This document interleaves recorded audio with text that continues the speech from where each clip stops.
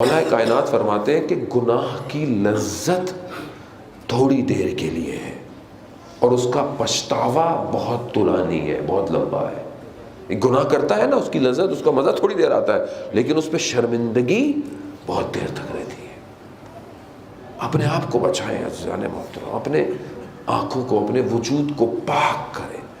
اس پاکیزگی کا خریدار امام زمانہ ہے، خریدار بنا ہے۔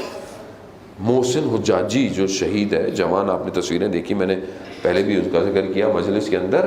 اس نے اپنے بیٹے کو جو وصیت کی، اس کا بیٹا 2 سال کا، اب بڑا ہو گیا، 1 سال زیادہ ہو گیا، 3-4 سال۔ اس نے اپنے بیٹے کو جو وصیت کی تھی نا، اس نے کیا لکھا؟ اس نے کہا، بیٹا میں تم سے اور تمہاری ماں سے بہت محبت کرتا ہوں، مگر مجھے تم سب سے زیادہ حضرت زینب سے محبت ہے، اور میں نہیں چاہتا کہ ایک دفعہ ان کو قید بنایا گیا ان کے حرم کو دوبارہ۔ اس نے اپنے بیٹے کو جو تلقین کی ہے نا، اس نے بیٹے کو، وہ ہمارے لیے عزیزان محترم شہید زندہ ہے۔ اس نے اپنے بیٹے کو کہا کہ دیکھو بیٹا، اپنے آپ کو ایسا بناؤ کہ تمہارا خریدار خدا ہو۔ اپنے آپ کو ایسا بنائے نا، دیکھیں آپ اپنے آپ کو بہت سمارٹ بناتے ہیں، آپ اپنے آپ کو اچھا پڑھتے ہیں، اچھی ایجوکیشن حاصل کرتے ہیں، اچھی اپنی لینگویج کرتے ہیں، چیزیں سیکھتے ہیں، کپڑے اچھے پہنتے ہیں، اچھا کرتے ہیں، کیوں؟ تاکہ کل کو جب آپ اپلائی کریں تو کوئی اچھی آرگنائزیشن آپ کو ایک اچھی جاب آفر کر سکے۔ یہی ہے نا، اس لیے پڑھتا ہے آدمی، اس لیے اپنے آپ کو گروم کرتا ہے۔ مگر کیا آخری امام کے لیے میں اپنے آپ کو گروم نہیں کر سکتا؟ مگر آخری وقت کے امام کو ضرورت نہیں ہے میری، کس کی ضرورت؟ میری ضرورت ہے۔ اور میں کتنا اشک بہاتا ہوں اس کی محبت میں، کتنی میری آنکھیں نم ہیں کہ یا امام زمانہ آپ آج بھی نہیں آئے، آج بھی دن گزر گیا، آج بھی میں دروازہ دیکھتا رہا کہ شاید کوئی آئے گا، کوئی کھٹکھٹ آئے گا۔ ایک عالم دین جو صرف امام زمانہ کے مصائب پڑھتے تھے، صرف، میں بس آپ کو زحمت تمام کروں کہ آپ بہت دیر سے بیٹھے ہوئے ہیں عزیزان محترم۔ بہرحال زندگی یہی ہے، نہیں پتا کل کون ہے، کون نہیں ہے، کس کو کیا پتا کل زندگی ہے۔ وہ کہتے تھے کہ میں ہر وقت امام کے مصائب پڑھتا تھا۔ ایک دفعہ میں مجلس پڑھا تو وہ کہہ رہے تھے کہ وہاں پہ لوگ 40-45 سال کے بیٹھے ہوئے تھے۔ میں نے انہیں کہا کہ ہم نے اپنی زندگی میں، مخاطب جو بھی تھے ان کو آڈینس، ان کو کہا کہ اگر تم نے گھر میں مرغیاں پالی ہوئی ہوں اور تم اپنے صحن میں جاؤ اور وہاں پہ مرغیاں نہ ہوں، یعنی پیٹس آپ نے پالے ہوئے، پیٹ نہیں ہے، کوئی بھی نہیں ہے، کیا کرو گے؟ کہا گھر کے دروازے تک جائیں گے، دروازے پہ نہیں ہو، کہا باہر گلی میں جائیں گے، کہا اسٹریٹ میں بھی نہیں ہے، کہا کونے تک جائیں گے، کارنر تک جائیں گے، بازار تک جائیں گے، چوک تک جائیں گے۔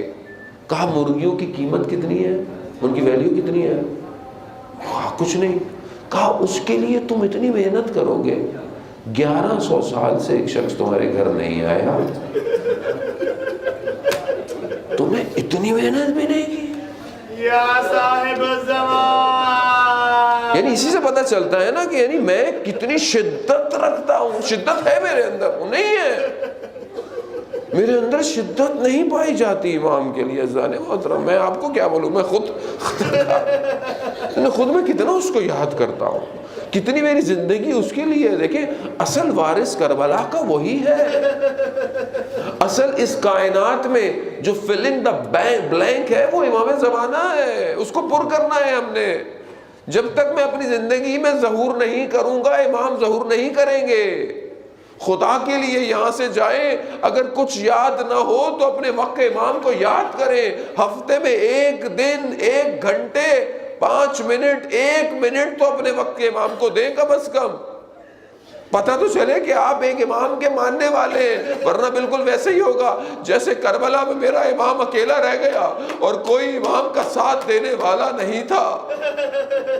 عزیزان محترم یہی مصائب ہے، سب سے بڑا مصیبت یہی ہے کہ امام ہمارے درمیان میں نہیں ہے، اور میں زندگی گزار رہا ہوں اپنے امام کے بغیر۔ کیسی زندگی ہے مولا، آپ کب آئیں گے؟ یہ آنکھیں کب آپ کو دیکھیں گی؟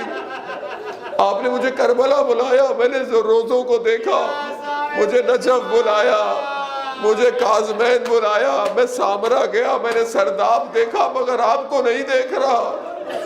مولا میں کب آپ کو دیکھوں گا؟ میں یہاں آتا اس لیے ہوں کہ آپ کی یاد تازہ ہو، شاید آپ آ جائے، شاید آپ سوچیں، شاید آپ مجھے انتخاب کر لیں کہ ہاں یہی ہے یہی میرا سپاہی ہے، یہی میرا ماننے والا ہے۔ عزیزان محترم، امام حسین کو یہی تو غم تھا کہ کوئی نہیں غربت میں امام کی مدد کرنے والا۔ ارے میرا امام سجاد پورے راستے ہاتھوں میں رسیاں، گلے میں بیڑیاں، عجیب حالت تھی کہ ایک مقام پر میرا امام اس حالت میں آیا، کوئی شخص جاننے والا نظر آیا تو میرے مولا نے اس سے کہا کہ تیرے پاس رومال ہے؟ کہا میری گردن پر رکھ، یہ توق مجھے بہت اذیت کر رہا ہے۔ آزاداران محترم، میرے امام یہی تو کہتا ہے نا، وقت کا امام زیارت نائیہ میں یہی تو فرماتے ہیں کہ ارے کچھ ہاتھ ایسے تھے کہ جن کو گلوں کے ساتھ باندھا گیا تھا، دھوپ کی شدت ایسی تھی کہ چہرے بالکل ہڈیوں پہ لٹک گئے تھے۔ آزاداران محترم، یہی تو مصیبت ہے کہ اس مصیبت کو میں سنتا ہوں، میں دیکھتا ہوں، مگر میں اپنے وقت کے امام کے لیے تیار نہیں ہو رہا۔ یہ آنسو اس لیے ہے میرے گناہوں کو دھو لے۔ اجرکم اللہ۔ بس ایک آخری زحمت ہے، آپ نے مصائب پڑھے، میں بس آپ کے لیے ایک مصیبت پڑھوں گا، التماس دعا۔ ایک عالم دین کہتے ہیں میں نے دیکھا کہ ایک شخص تھا یا نجف میں یا کربلا میں، جب بھی زری پہ جاتا تھا تو ایک دعا کرتا تھا۔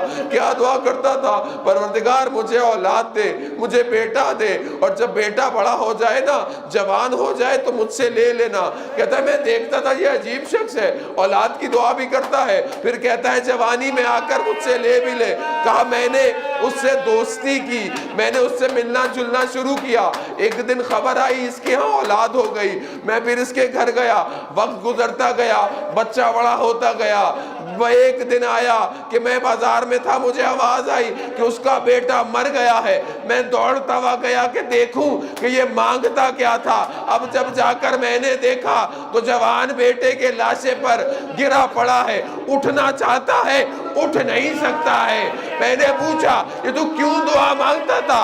کہا میں یہ دیکھنا چاہتا تھا حسین کس طرح علی اکبر کے لاشے پر آ کر جب گرا اٹھ نہیں پایا۔ اے بنی ہاشم کے جوانوں، آؤ علی اکبر کے لاشے کو اٹھاؤ۔